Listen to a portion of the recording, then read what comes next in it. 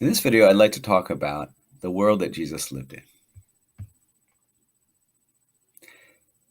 At the time of Jesus' life and earthly life and ministry, the place where he lived, which we would call today, roughly corresponds to the nation of Israel today, was a Roman province.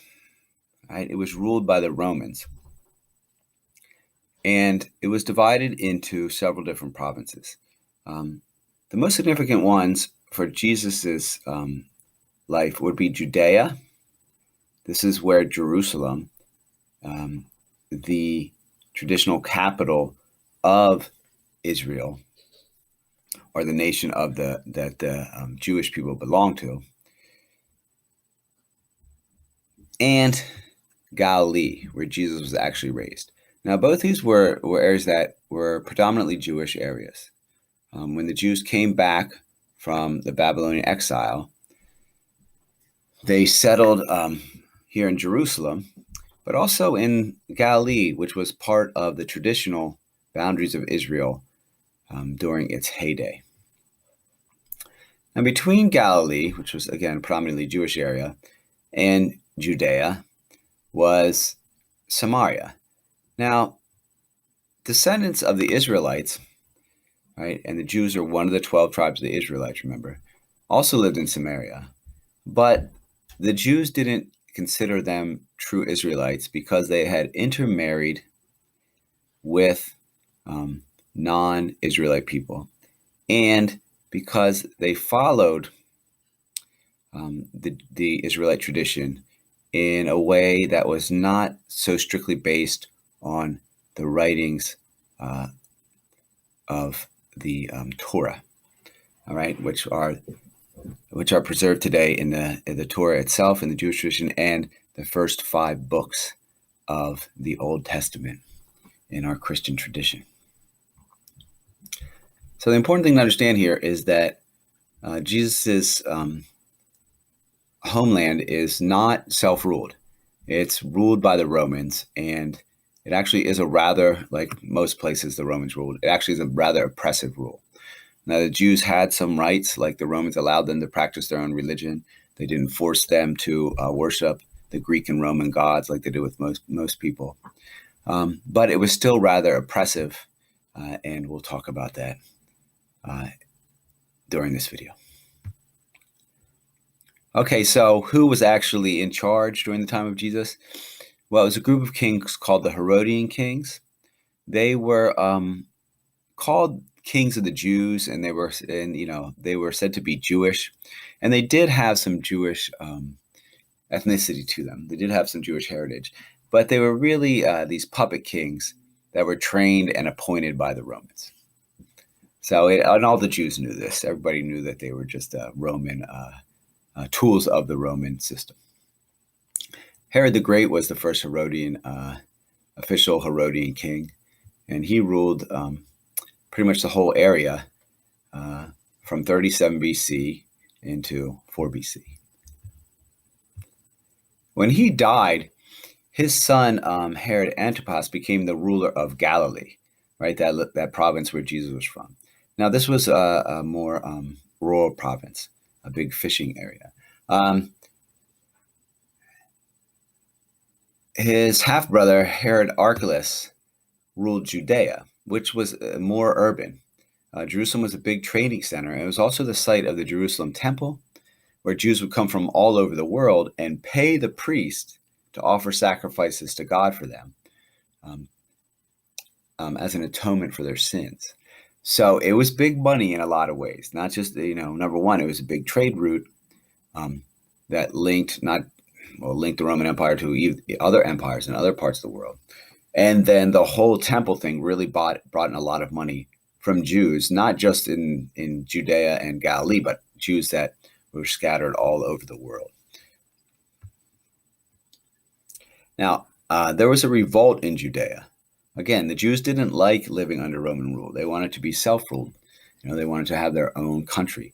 This goes back to the promises, that God made to Abraham, that they would be a great nation, right? And when God freed the Jews from slavery in Egypt freed all the Israelites from slavery in Egypt back in the time of Moses, right? He would promise to bring them to a land, right, where they could worship him and live the life that he provided for them through the Torah, right? A life that was supposed to be one of freedom and justice for all people. Anyways, that was not happening at the time of Jesus because they were oppressed by the Romans, who did not treat people the way that the Torah said they should be treated. Anyways, there was a revolt under Herod Archelaus, and so he was replaced by a direct Roman governor. So in Judea, they didn't have a Jewish king. They had the governor, Pontius Pilate, who, by the way, God was put there because he had a reputation for being very good at stopping revolts, right? Like one of my professors once said, he would execute people at the drop of a hat, right? Crucify people at the drop of a hat. So it's very strong-arm rule there from Pontius Pilate. And so this was about the time Jesus was born, right? In the first few years of what we now call AD or CE. Okay, so within the Jewish world, again, the Jews had kind of a semi-autonomy. That might be too strong of a word, but they were allowed to govern themselves in some ways. And the primary ways which they governed themselves, besides the Herodian kings, were the Sadducees. Now, the Sadducees were seen as the political and religious authority of the time. Most of the temple priests were Sadducees, not all of them, but they controlled the temple, which again meant that they controlled all that revenue. Right? Now, in the Jewish tradition, the temple was the place where you could come and offer a sacrifice to God. You would give something back, not just to God, but originally it would be shared with all the community. By the time the temple tradition really comes in, it's not really shared with all the poor, maybe as much as it should be, but it was kind of shared by the priest. Anyway, it was still just a very important part of the Jewish life because it was a way that people, if they felt that they had done wrong, they had sinned, they could do something to atone for it or to make up for it by offering these sacrifices at the temple.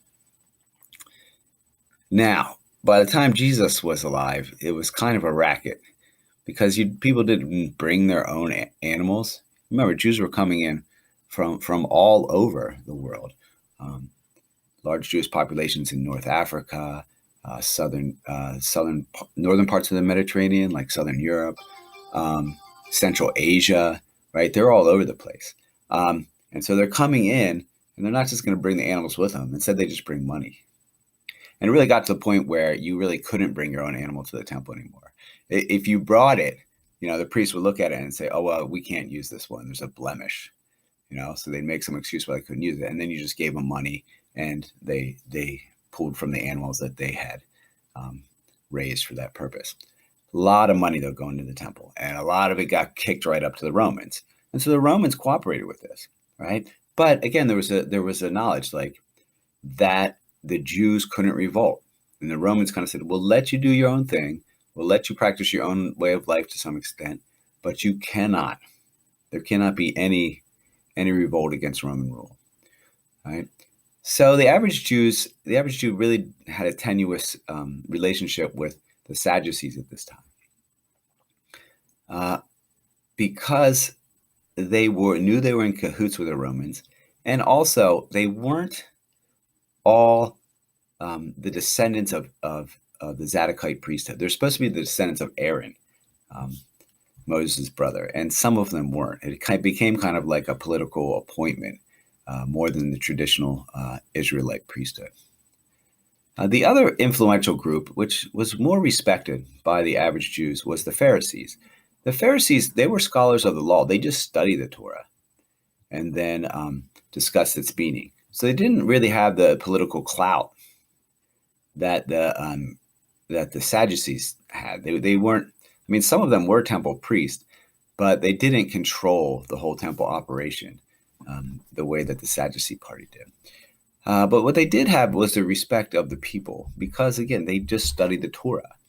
Like their respect was in some ways based on their own reputation, right, and their own charisma, right. And this is the system of Judaism that has survived today. Right? When the Jews revolt, the Jews will revolt again against the Romans, and the temple be destroyed in 70 A.D. And then there's no more temple priests, and the Sadducees just kind of fade away. But the Pharisees remain, and the Pharisees, they were called rabbis, right? And this is the school of leadership that survives within Judaism still today. It's based off the Pharisees. Now, the Pharisees get a bad name in the gospel a lot of times, because when the gospels were written, especially the latter gospels, like the latter gospel, like the Gospel according to John, they were the only Jewish religious leaders left. So the people weren't really attacking the Sadducees as much because they weren't around anymore.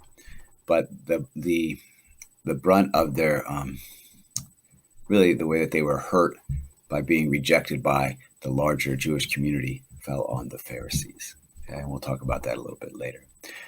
But a lot of Pharisees are also good guys in the Bible.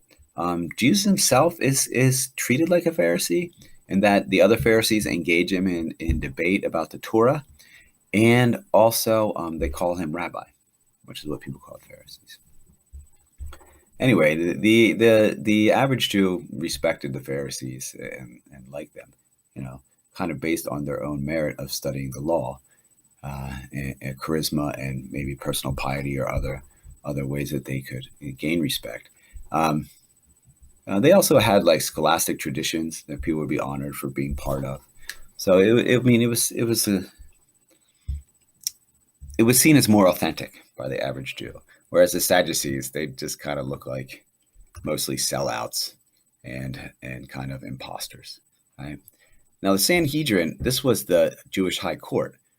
Again, the Romans, they said, okay, Jews, like, you can kind of rule yourself, just as long as you do what you want, you cooperate with us, you kick money up to us, right? All this stuff that you'd see in a typical like puppet rule or puppet state in a satellite nation. Of course, in this case, they're not a satellite nation; they are a Roman province. All right, but the Sanhedrin was the council of elders, and again, you had a lot of Sadducees in there too. So again, and anybody in here, they're kind of playing ball with Rome, which the average Jew is not really going to like.